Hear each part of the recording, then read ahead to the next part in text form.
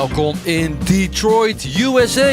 Motor City wordt het ook wel genoemd. Een roemrucht verleden als het gaat om de automobielindustrie. Ford is er enorm groot, maar dat heeft nog een veel groter verhaal waar we later op terug gaan komen. De reden dat we in Detroit zijn is voor de presentatie van de Red Bull en de V-Carb Racing Bulls auto. Want ze zijn een samenwerking aangegaan met elkaar.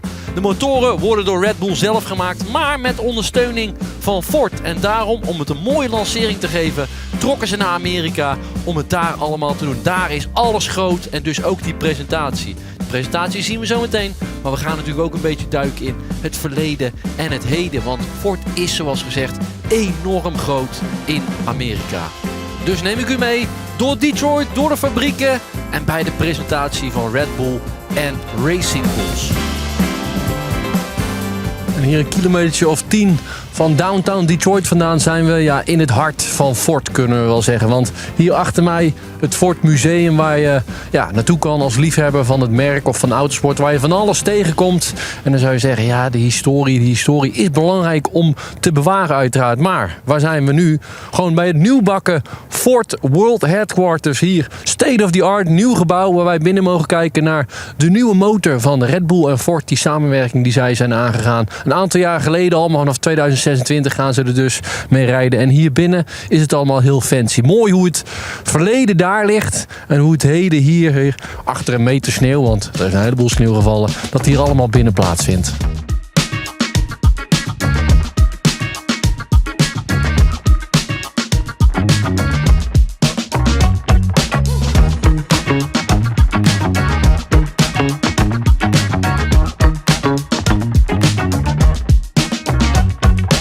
Ja, en hier in Detroit bij de Red Bull Ford Powertrains komt alles samen. De nieuwe motor en uniek hoe je het kan zien. Het wordt hier niet op een display neergezet dat je kan zien hoe die motor eruit ziet, maar het gaat tegenwoordig met VR. En het detail is zo goed, is echt ongelooflijk.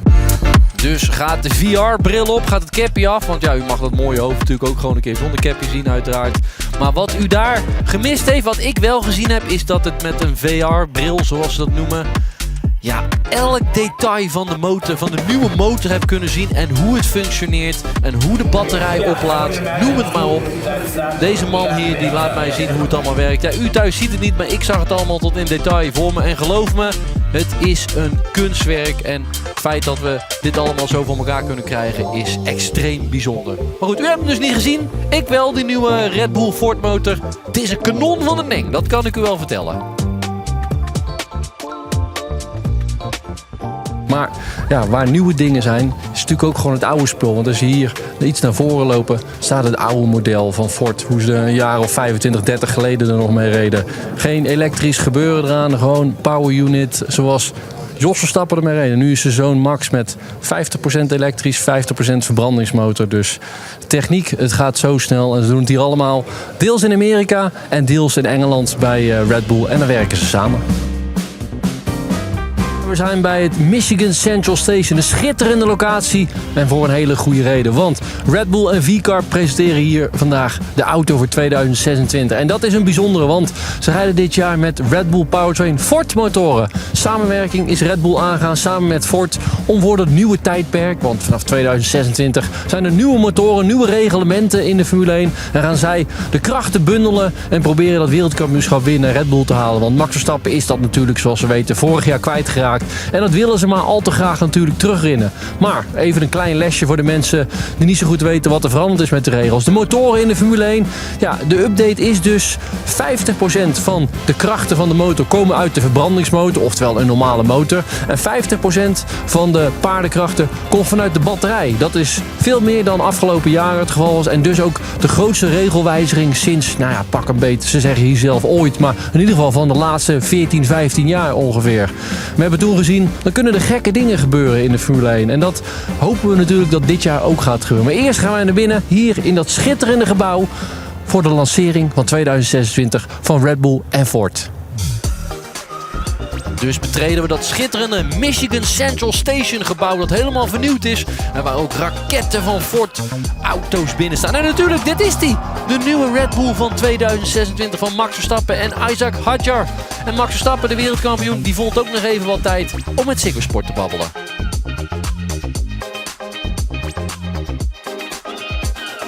Max Verstappen en het Ford logo op de borst. En je weet de geschiedenis van je vader natuurlijk. Hij heeft vaak ook met die motor achterin gereden. Volgens mij is zijn carrière mee begonnen en geëindigd. Maar zijn nu gesprekken daar een beetje over gegaan? De werkwijze van de Amerikanen in vergelijking met de Japanners? Kijk, het is natuurlijk een Red Bull project met dan de ondersteuning van Ford. Dus het is niet helemaal hetzelfde als wat het natuurlijk dan vroeger was. Maar dat vind ik altijd wel belangrijk om even duidelijk te maken waar zeg maar, de grootste investeringen van komen. Maar ja, we zijn allemaal, we zijn gewoon heel benieuwd naar wat we samen kunnen doen. En merk je iets het verschil in die werkwijze met zeg maar de communicatie bijvoorbeeld met de Amerikanen of Japanners? De communicatie, voor mij in ieder geval, verloopt het meest gewoon met de mensen die ook echt in Milton Keynes zitten. Die natuurlijk van andere afdelingen komen, die we binnengehaald hebben. En ik denk dat je de vraag dan misschien een andere moet stellen hoe dan de communicatie van daaruit naar Amerika gaat. Isaac Hadjar, let's say first day in the new Red Bull kit. Max was talking about the design. At what point do you also have a little bit of a say in the design? Zero. Would you do anything different? Probably the number, but it's gonna be changed. So, yeah. How has it been last winter? I mean, last year was your first season in F1. You don't know what to expect in that winter before you actually have that first season. Now you have that experience. Is it any different than last year for you? No, luckily it was exactly like I anticipated. So, no, it's been the way I wanted F1 to be, and very tiring on one hand, but not just pure competition. How did you, let's say, recharge the batteries in winter? You say it was super tiring. How do you deal with that? Sleep more, go to the gym, eat clean. That's how I do it. Also, we saw you last year at MotoGP in, I think, was it in Le Mans, I guess? No, we're not in Le Mans. I saw you somewhere in San Marino. I went to Le Mans, Mugello. Yeah. Have you still have the freedom to do that this year? Yeah, I hope so. I think I'm not going to be more busy than I was last year. Last year was quite crazy, so hopefully more MotoGP to come. How are the nerves? Is it also different than last year with all that experience that you have at this point? It's definitely less stressful. Definitely.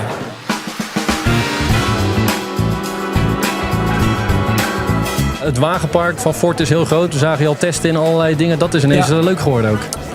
Maar ik moet wel zeggen met Honda bijvoorbeeld dat ook wel... Ze hebben ook natuurlijk best wel leuke auto's. Daar heb ik ook echt wel leuke dingen gedaan. En ja, nu met Ford natuurlijk... Ja, ze zitten in de rally. En natuurlijk dan een V8 geprobeerd. De elektrische variant natuurlijk. Die supervan, supertruck.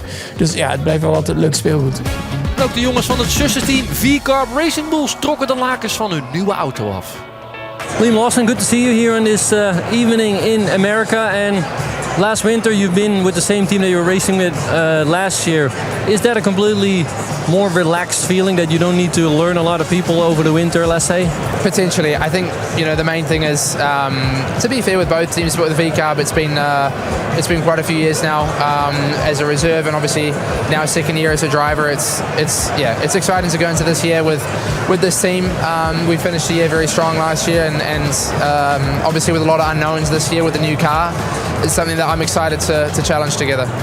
The unknown of like what other teams are doing with the new regulation, is that something that goes through the mind of a driver, or it's just, I mean, it's out of your hands anyway, you don't waste any energy on it, let's say? I mean, we think about it as something that is an opportunity for us as drivers to try and capitalize. I guess last year you come into a season where the car is year 5 of development. It is what it is, and you're going to sort of learn to drive it as it is. But this year, with a new car, we all don't really know what we've got. So for us as drivers, it means we can, sort of be a part of that development as maybe more than in previous years. And really, that's what I'm focused on. Peter Beyer, a special evening here in Detroit for V-Carb and for Red Bull together with Ford. I mean, we all know it's an exciting moment and it's a scary moment because of all the regulation change and everything. What has been the highlight for you so far in the last couple months? Plenty. I like your question because you answered a lot of the feelings and emotions that we're going through already. Look, we had, in terms of looking forward to this season, we started testing the power unit in December before Christmas. We have basically now we are running daily 24/7 to try and make sure that we get as much data as we possibly can, and we'll hit the track next week for the first time with the car, and it's amazing to see how much the regulation has changed, because it's not just they kind of look similar maybe to people who don't look carefully enough, but as Alan said the other day, not everything has changed except for the steering wheel. So it's a very exciting moment in the life of a team, in the life of Formula One, and again for Red Bull, for the Red Bull family to produce a power unit is I think that's an outstanding and crazy achievement. Well, it's the most difficult thing because you're in the unknown, because you don't know what other teams are doing. The regulations are new. We saw in the past some teams are actually benefiting from that. Everyone hopes to be that team at this point. That must be frustrating, not knowing what to expect in 2 weeks' time. Yeah, well, it's as I think Laurent said before, we do have some sleepless nights, but at the same time, I think we all operate with the same tools, with the same, processes, and you're getting a regulation. You then, sort of develop to a theoretical target, and that's really the focus that you have. So we're, as a team, you probably put on the, these ones and the blinders, and you really focus on yourself. But the truth is, honestly, the truth is, what we will know where we are in Melbourne. Because the testing will be for testing, and in Barcelona everybody will be focusing on reliability, making sure that you got all the parts on the car, and then Bahrain will be probably a bit more indication, but really Melbourne is the place to be. And also a new rider in the team, of course, with Arvin Lindblad, 18 years old, a little bit similar to Max, let's say, that ace, and he came into F1. Is that also like a little bit of a nervous feeling as a team boss? No, look, I hope that I can come back to you and say yes, you were right. He was as big as a talent as Max, and I do have to quote Dr. Marco, who discovered Max, who discovered many others, and he was one of the biggest supporters of Arvid, and he's a very talented driver. He's very smart, he's very humble, and he's hardworking. So I think that's all that we expect from him at the moment. A couple months ago, that video popped up where you saw Lando as a 13-year-old. He said, "I'm going to see you in 5 years." He's like, "Oh yeah, really?" When you remember me, I'll see you in 5 years. Yeah? Yeah. All right. Have you discussed this with him, that this video actually exists? Yeah, I mean, he sent me a message when it got announced, which was very nice. And yeah, I mean, it's a funny story. I don't know, I had a belief when I started this journey when I was 5 that I could be in Formula One. I had that same belief when I was 14 on that day when I saw him. And I have that same sort of belief now. So obviously, yeah, very, very happy that it's come true. And now, yes, it's a funny little story. Yeah, one last one. How did you celebrate the news? Then you got the call that you're going to be an F1 driver. Yeah, I was with my dad at the time, so obviously it was a special moment. It was something that we've done together when we started. We'd go on the weekends together, after school, go to the track. So to be with him when the news came out was very special.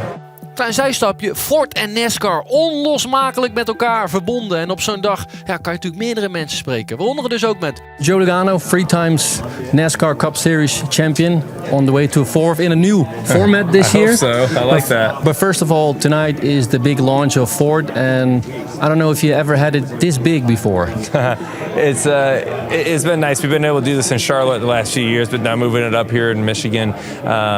It's a great facility. It's fun because you get all these different types of motorsports all in one spot, along with some really cool production vehicles that are being released as well. So a lot of really special things here tonight, and it's fun. Everyone's enjoying it. I mean, I read some articles that you said in the past, I would like to try an F1 car. I mean, is this close now? Sure, I'll drive it.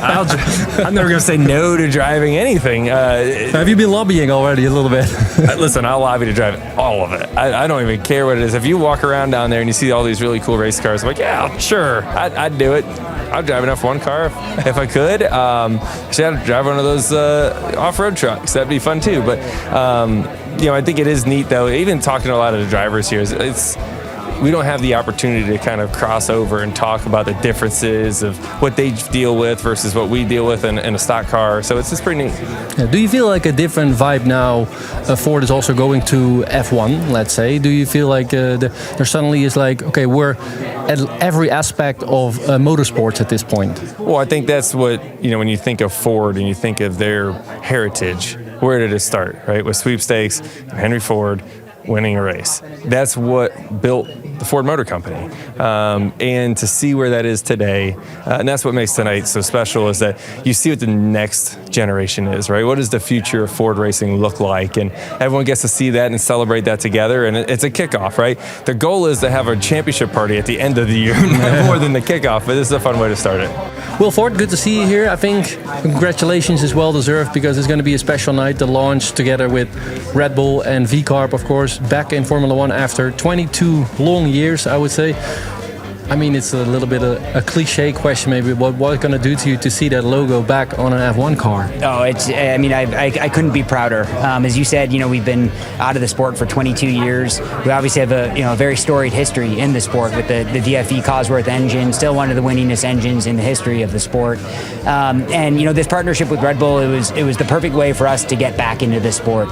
Red Bull's been an amazing partner in every way. We've been hard at work on the power unit for 3 years now, which is, some days it feels like it's been a week and some days it feels like it's been 10 years, and it's all been leading up to tonight to formally launch the partnership. So couldn't be prouder to be back and to be partnered with Red Bull. When you heard about it first time, what were you thinking? What were you feeling? The thought running through my mind was, how could we not be there? I think the way that the sport has grown, especially in North America in the last 5 years, there's a true fan base that has never been here in the past. And it's a much younger fan base. It's a much more female-oriented fan base than a lot of other areas in the motorsport world. And it's the pinnacle of motorsport. And with everything we're doing right now in Ford Racing, we have a new T1 Plus program for the Dakar Rally that's going on right now. Two more stages to go. We're going back for the overall win at Le Mans next year with Hypercar, and getting back into the pinnacle of all this at Formula 1 was the obvious thing to do for us. And zooming in on your NASCAR career, I mean, you've been in there forever, let's say, since 2008. You're still very young, 35 years old only, going for that Ford this year. Do you still have nerves before a season start, or is this time business as usual for me to start the season? Yeah, I mean, it's a bit business as usual. You kind of know what's coming your way now after doing it for so long. There's not as many surprises, but there's a lot of concerns, right? Just you always think about the things that you know your strengths, you know your weaknesses, not only as a driver but in your team, and you kind of know those things, so you work on that over the off season. And yeah, you're concerned about some things. You don't know exactly what it's going to be like until you get on the racetrack and you start racing other cars, especially at all the different types of tracks that we race at. As NASCAR goes to super speedways and short tracks and road courses, everything in between. So you don't know at each track what you're going to have the first 5-6 races of the year, but I feel confident we've done a good job over the off season, that we should be solid to start. Yeah. Correct me if my math is terrible or not, but 2022 a title for Joey Logano, 2024 a title for Joey Logano.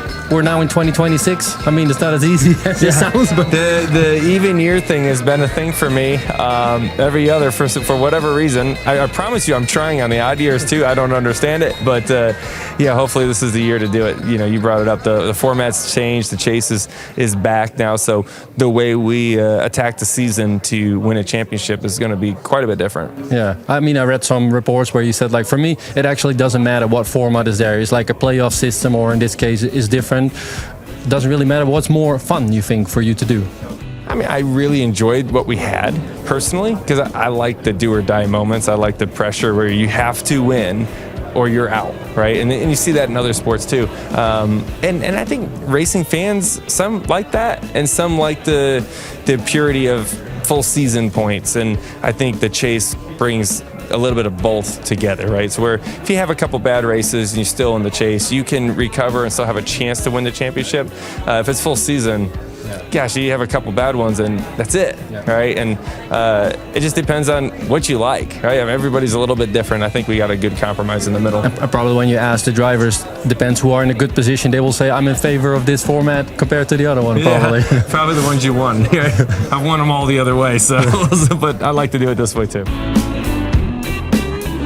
Terug naar de Formule 1, naar de grote baas van Ford Racing eigenlijk, Mark Rushbrook. We're from the Netherlands, of course. Max Verstappen is from the Netherlands. Your first impression that you had with him, actually, when you met him. With Max, it was incredible. He is an incredible human being, an incredible person, and there's the person you see on TV, and he's a great racer and a great champion. The very first time we met with him was in early 2023 at Grand Sambuc, and he came to drive our super van Ford, one of our high performance electric demonstrators, and we didn't know what to expect. And when he came into the circuit and started talking with us, it was apparent immediately what a great young man he is. We'd given him reading material. He had read it. He knew everything about Ford Motor Company. He came with a lot of enthusiasm. And what we've seen over these last 3 years, how mature he is, what a great leader he is for the team, what a great partner he is with us. It's a joy to work with him.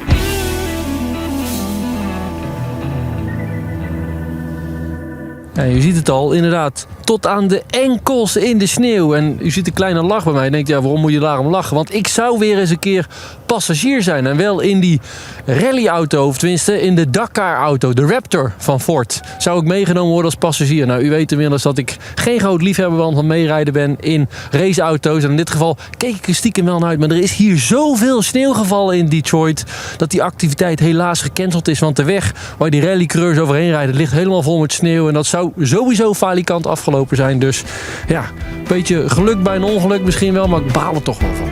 Ja, dit is dan dat wagenpark waar Max Verstappen het al eventjes over had. Dat is vrij indrukwekkend van Ford. En voor de gelegenheid hebben ze Max Verstappen en Arvid Lindblad opgetrommeld om in een paar van die monsters van het heden en in het verleden rond te rijden. En ja, die jongens kan je altijd natuurlijk wel sturen om een boodschap als het aankomt op raceauto's. Maar deze oude versie, die ging toch wel erg traag. Maar Max Verstappen loslaten in verschillende raceauto's. Het blijft een genot om hem aan het werk te zien. Zet hem in een rallyauto, zet hem in een driftauto, zet hem in een Formule 1 auto. Het maakt allemaal niet uit en hij gaat er hard mee. PR-activiteiten zijn meestal niet zijn hobby. Maar raceauto's, ja, dat vindt hij heerlijk. Kijk hem gummen met dat ding.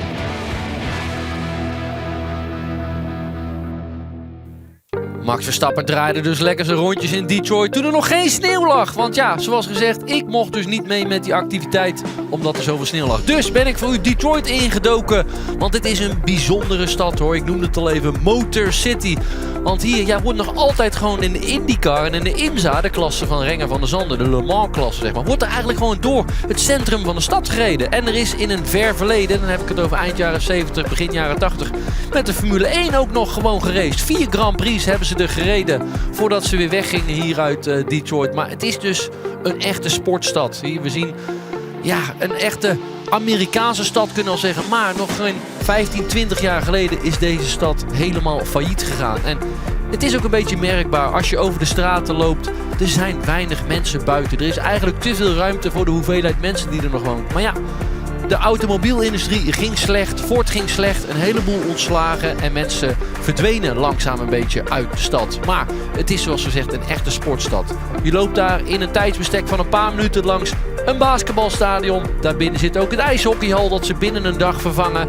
Hier staan we bij de Detroit Tigers, het honkbal en natuurlijk het hele populaire American football kan je ook in Detroit vinden. Dus het is een sportstad bij uitstek die in de winter dus nog wel eens bedekt wil liggen onder een laagje sneeuw. En dan zien we hier een muurschildering. Ja, wie is dat ook alweer, die man in het midden met die hoodie?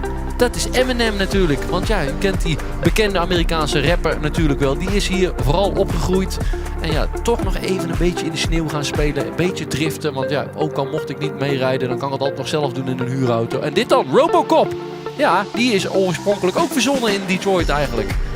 En we kunnen zwaaien naar Canada, want u kijkt hier weliswaar naar Detroit, de skyline ervan. Maar draait de cameraman om, en dat doet hij niet. Maar als hij dat zou doen, dan kijk je naar Canada. Want zo dicht ligt het dus bij de Canadese grens. Op Belle Isle, daar reden ze vroeger ook nog in de IndyCar, heel bekend. En ja, hier zijn we dus langs allerlei muurschilderingen. Een hele diverse stad die een deel helemaal in verval is geraakt. En ik hier nog even voor M&M ga poseren. Het was een schitterende trip in Detroit. Maar we waren er eigenlijk toch gewoon voor Red Bull Racing.